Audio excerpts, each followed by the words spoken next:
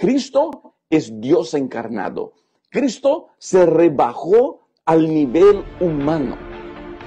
El cuerpo de Cristo estuvo bajo las mismas influencias que nosotros tuvimos, aunque su naturaleza era la naturaleza de Adán. Cristo vino con la naturaleza de Adán. En teología llamamos eso de prelapsariano. Lapso es caída. Llamamos de prelapsariano. Cristo es el segundo Adán. Vino con la naturaleza de Adán para mostrar que Adán pudiera haber vivido sin pecado. Hoy día es muy común encontrar gente diciendo que Cristo vino con nuestra naturaleza pecaminosa. Y porque Cristo pudo vivir una vida sin pecado, usted y yo podemos aquí vivir una vida sin pecado, y eso no es bíblico. Eso no es bíblico. Nosotros viviremos una vida perfecta cuando Cristo venga y lo que es corruptible se revista de incorruptibilidad. Nosotros no creemos en la perfección o en la última generación sin pecado. No creemos en eso. La Biblia no enseña eso. Bien, veamos ahora el siguiente punto, el punto número 2, y es que este hermano, Rubén Bullón, dice que Cristo vino con la naturaleza de Adán para mostrar que Adán podía vivir sin pecado. Cristo es el segundo Adán. Vino con la naturaleza de Adán para mostrar que Adán pudiera haber vivido sin pecado. Antes de leer los textos bíblicos, razonemos por un momento lo que significa realmente esto que se está diciendo o enseñando aquí. Si Cristo vino con la naturaleza de Adán para probar que Adán podía obedecer, ¿dónde nos deja eso a ti y a mí? ¿Dónde entramos nosotros, los descendientes caídos y pecaminosos de Adán y Eva, en este cuadro, en esta fotografía? ¿Dónde está la demostración de que nosotros, por la ayuda y la gracia de Dios, no por nuestra propia fuerza, ya que como veremos no la poseemos inherentemente, pero sí en un poder exterior a nosotros que viene de lo alto? ¿Dónde está la demostración, la prueba de que podemos obedecer? ¿O es que acaso vamos a invalidar la ley de Dios diciendo que ya no podemos obedecerla perfectamente y es imposible guardar los mandamientos? Esta es la teología que vamos a aceptar ahora. Si Cristo vino solo con la naturaleza de Adán, o sea, la naturaleza prelapsaria o no caída, la que tenía Adán antes de caer, como enseña este hermano, y demostró que Adán en ese estado santo, inmaculado y sin tendencias al pecado, pudo obedecer, entonces tú y yo, tristemente, quedamos sin demostración, sin pruebas de obediencia. Nosotros no podemos tener un ejemplo de una vida obediente a la ley de Dios. Y esto literalmente justifica el pecado en la experiencia cristiana, ya que Adán y Cristo, sí, ellos pudieron obedecer la ley de Dios. Pero ¿qué tal en cuanto a ti y a mí?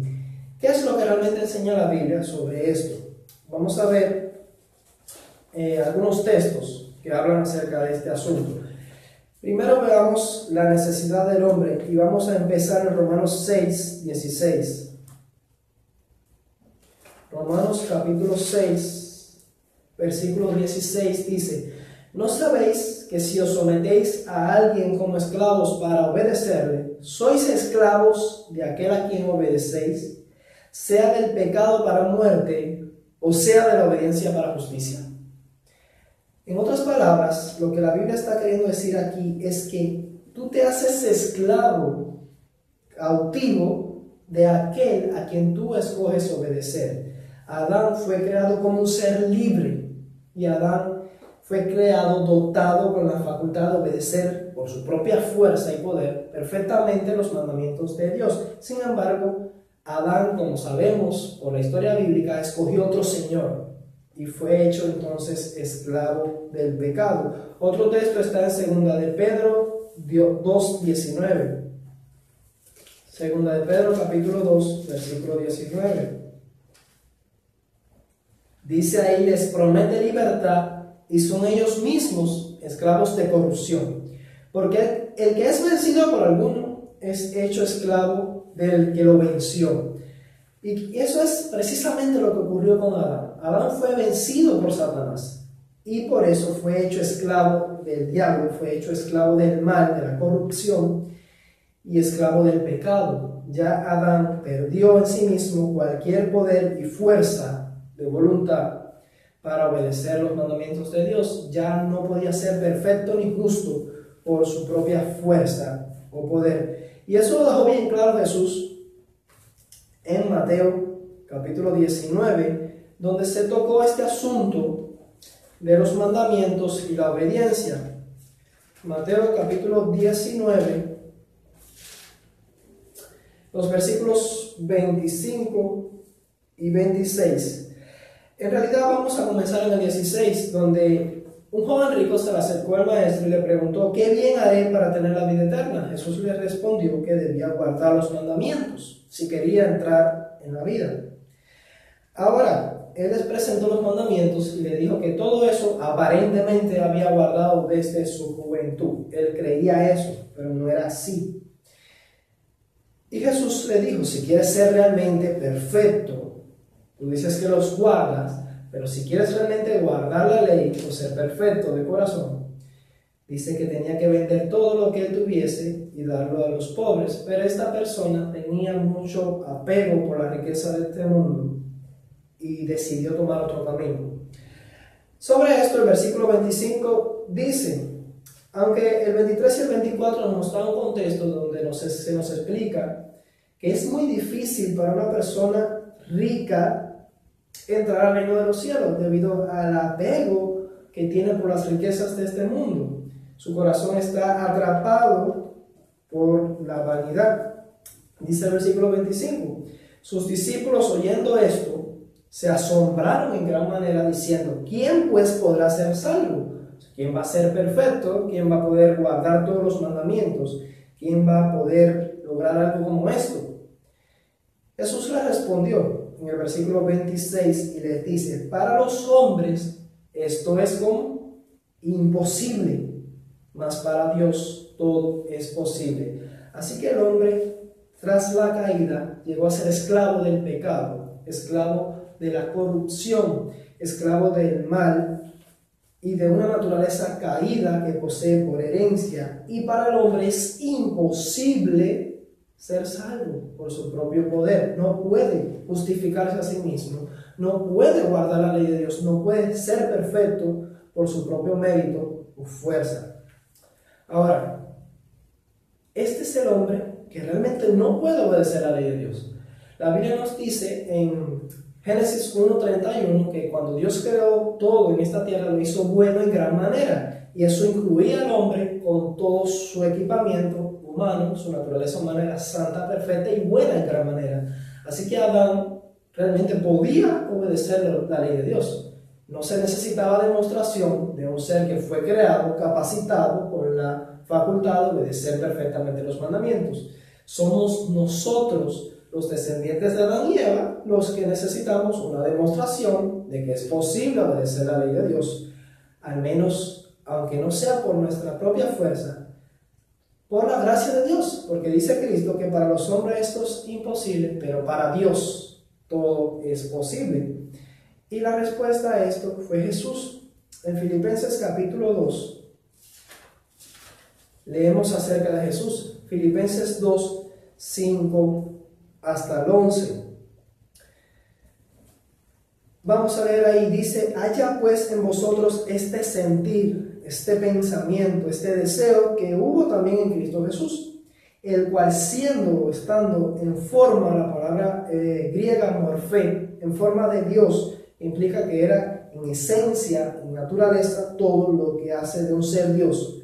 Siendo Dios en su propia naturaleza, no estimó el ser igual a Dios como cosa que aferrarse, sino que se despojó a sí mismo, se vació, se despojó de los atributos divinos, tomando la forma de siervo. Nótese que es la misma palabra, forma, morfé, en esencia todo lo que hace de un ser y de una naturaleza un siervo. Y la palabra siervo en griego es doulos, que quiere decir que fue hecho un esclavo. O sea, Cristo se despojó de su divinidad y tomó todos los atributos de un esclavo y fue hecho semejante a los hombres, y estando en la condición de hombre se humilló a sí mismo, haciéndose obediente hasta la muerte y muerte de cruz. Ahora, Adán no fue creado en forma de siervo, no fue creado como un esclavo. Adán se convirtió en un esclavo y Cristo tomó la forma de siervo, la forma de un esclavo, y fue obediente hasta la muerte y muerte de cruz. Así que Cristo no vino en la forma que originalmente tenía Adán, que por sí mismo era libre y tenía fuerza moral para obedecer los mandamientos. Él tomó la forma de esclavo, o sea, la forma que tienen los descendientes del Adán caído en adelante. Tomó lo que hace de ti y de mí lo imposible para obedecer la ley, lo que dificulta nuestra justicia propia, lo que dificulta el obedecer perfectamente los mandamientos. Cristo tomó esa misma naturaleza y sin embargo en esa naturaleza fue obediente y fue justo por la gracia y por el poder que el Padre le administraba. En 1 de Pedro 2 vamos a ver que realmente este es el último pasaje en cuanto a este punto.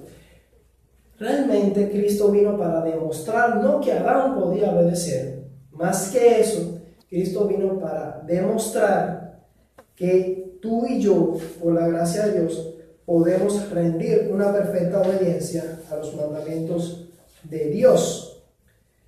O sea, no es como dice Rubén Bullón, que Cristo vino con la naturaleza de Adán para mostrar, o sea, la naturaleza prelapsaria, para mostrar que Adán antes de la caída podía vivir sin pecado y podía obedecer los mandamientos, sino que en realidad lo que enseña la Biblia es que Cristo fue hecho en forma de siervo, semejante a los hombres caídos, por supuesto, para mostrar no que Adán en su estado perfecto podía obedecer, sino que nosotros en nuestro estado caído y pecaminoso podemos vivir una vida sin pecado. Por eso Él es nuestro ejemplo. Y eso es lo que vamos a leer en 1 de Pedro capítulo 2 versículos 21 al 24.